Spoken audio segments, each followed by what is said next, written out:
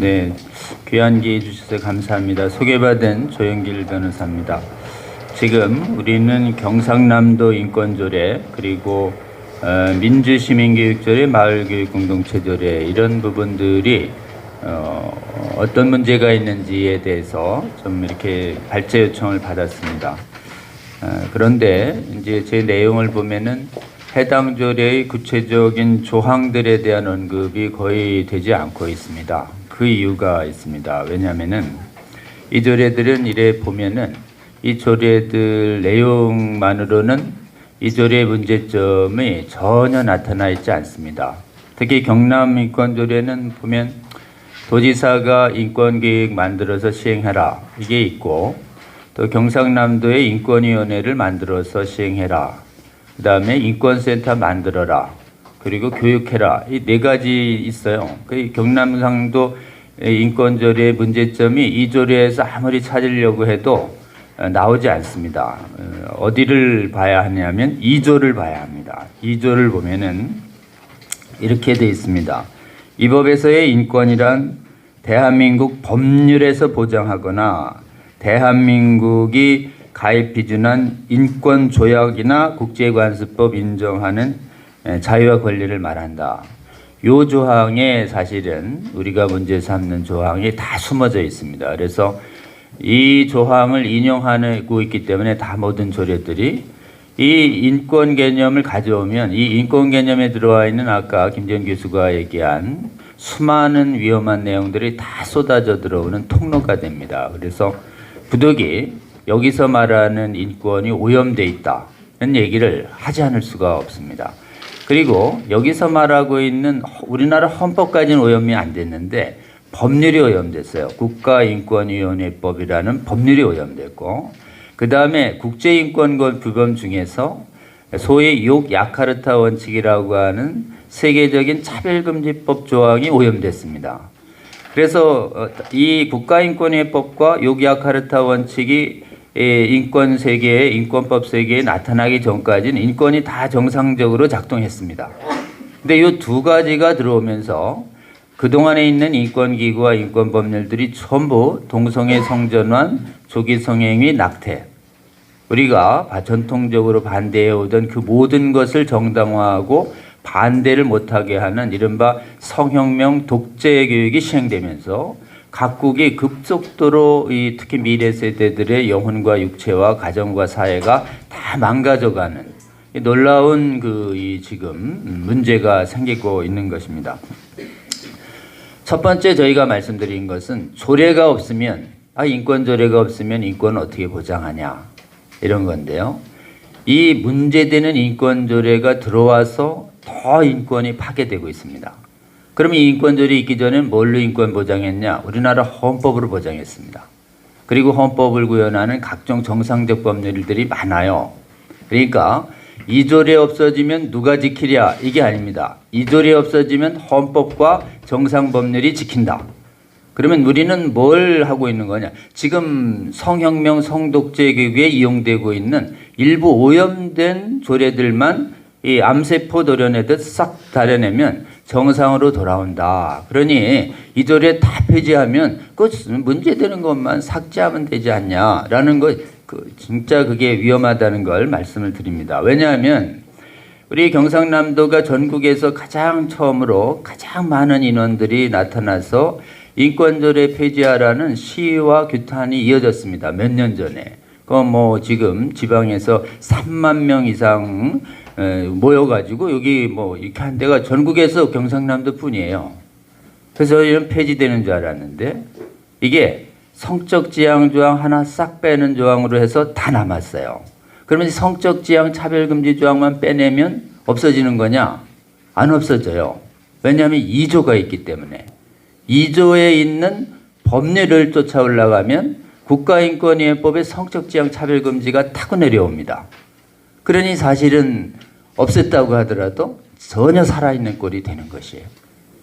자꾸 사람들이 제 발제문 보고 경남도 인권조례를 얘기해야지 왜 세계적인 얘기만 하냐고. 이게 세계적인 데가 뿌리가 있고 거기를 타고 내려오기 때문에 그렇습니다. 그래서 지금 문제되는 조항은 2조다. 2조라고 하는 부분들을 다 삭제시키면 사실은 2조가 삭제되면 싹 사라지는 겁니다.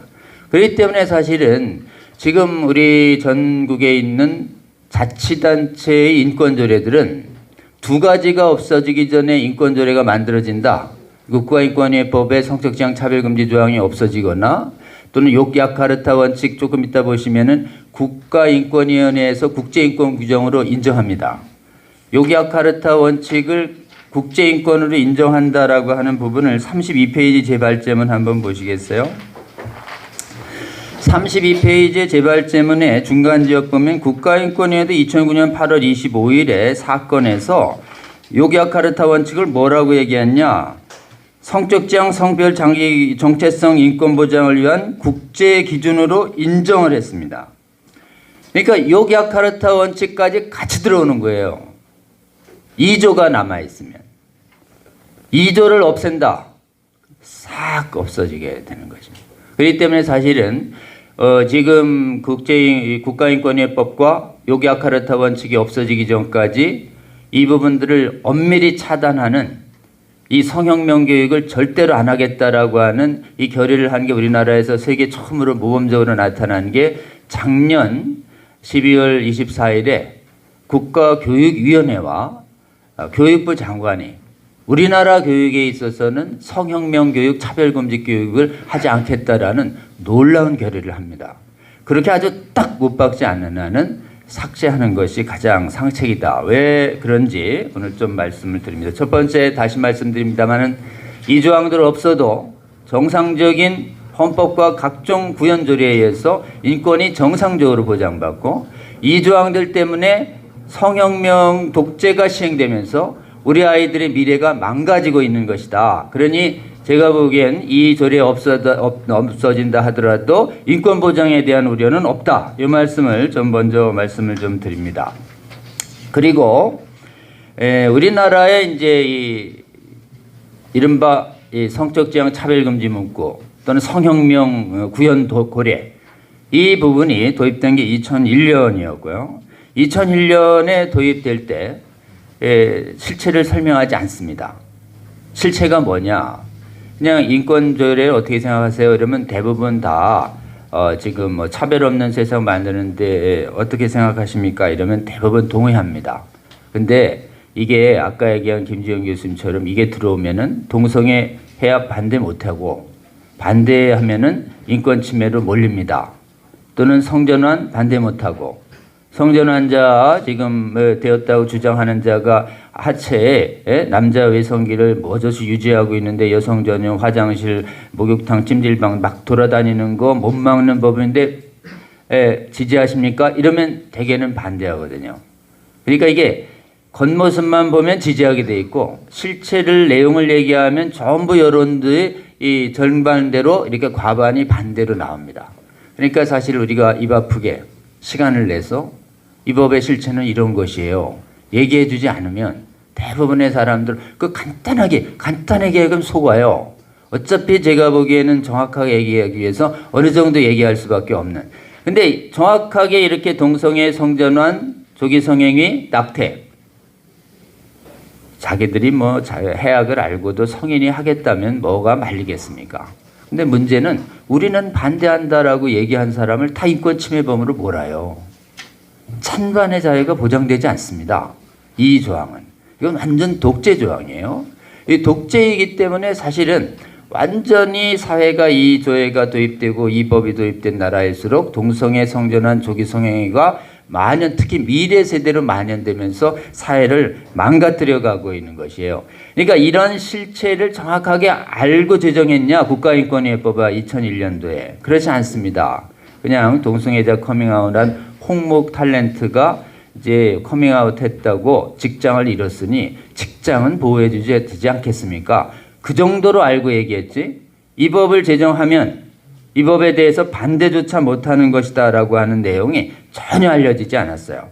그래서 실제로는 저희가 인권 오늘 이 공청회를 통해서도 그렇고 앞으로도 우리 통해서도 그렇고 이 2조라고 하는 법률과 국제인권법을 인용만 해서라도 성적 지향과 젠더 성적 성별 정체성 차별금지라고 하는 성혁명 독재 조항이 시행되는 근거가 되고 있다. 그리고 실제로 이걸 가지고 그렇게 시행돼 왔다라고 하는 것을 분명히 좀 인식해 주시면 좋겠습니다.